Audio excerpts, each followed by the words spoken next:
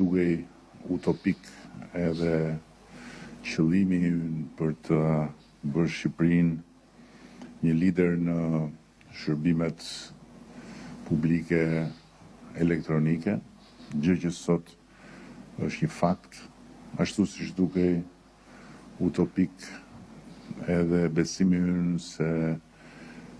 procesin e negociatave do ta përshpejtonim eksponencialisht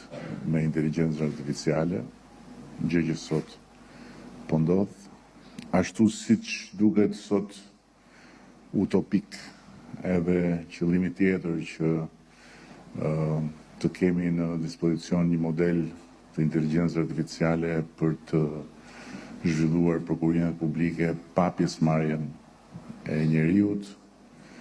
gjë për cilën po punojmë dhe kemi dhëna